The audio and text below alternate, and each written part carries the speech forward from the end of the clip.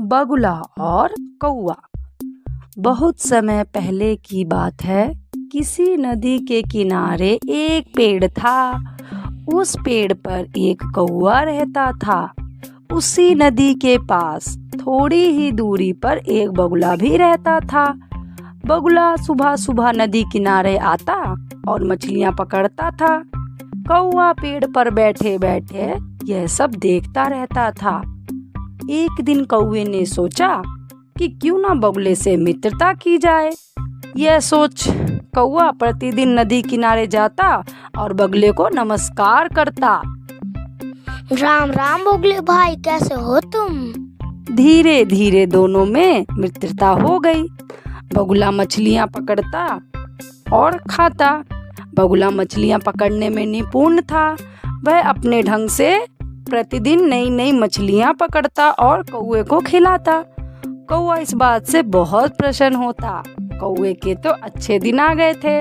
उसे प्रतिदिन नया भोजन जो खाने को मिलता था। बगुला आकाश में उड़ता, लेकिन उसकी नजर नीचे ही रहती थी।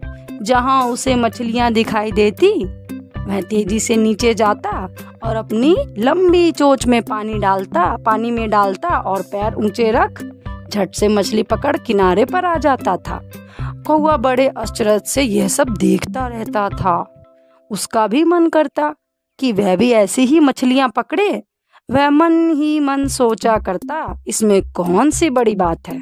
यह सोचकर उसने भी मछलियां पकड़ने का निश्चय किया।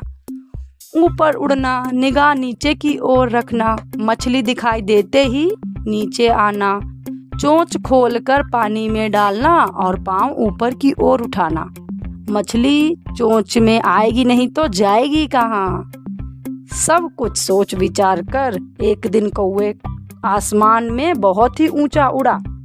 फिर तेजी से नीचे आया, पांव ऊंचे रखे, चोंच नीची कर तेजी से मछली पर झपटा। लेकिन मछली खिसक गई, क्योंकि कौवा तो बगुला है नहीं कि जो मछलियां आराम से पकड़ ले। कौवे ने बगुले की नकल तो की, पर वह यह विचार नहीं कर पाया कि बगुले की चोंच और पांव दोनों लंबे होते हैं। कौवे की चोंच काई और बेलों में उलझ गई। पांव ऊंचे थे ही कौवा छटपटाने लगा। चोंच छुड़ाने की बहुत कोशिश की, पर सिर पानी में डूबता ही गया। तभी बगुला आ पहुंचा। उसे कौवे पर दया आ गई। बगुले ने बड़ी कठिनाई से कौवे को पानी से बाहर निकाला और समझाया। कहा कि तुम्हें देखो, कभी भी किसी की नकल नहीं करनी चाहिए, और उसे एक शिक्षा भी दी। करते हो सो कीजिए, नकल ना कीजिए। काक चोट फंसे बेल में पावने काट। तो हमें क्या शिक्षा मिलती? हमें कभी किसी की नकल नहीं करनी चाहिए। आप किसी की नकल करते हो तो आपका भी हाल कौवे की तरह हो जाएगा। इसलिए आप जैसे हो वैसे ही ठीक रहो।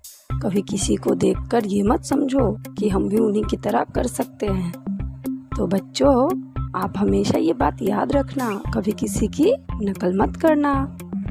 सबके अंदर अलग अलग खूबियाँ बनाई हैं, ऐसा नहीं है। सबकी अपनी अपनी खूबियाँ होती हैं। जैसे कौवे की होती है और बगुले की होती है। बगुले की अपनी अलग खूबियाँ होती है।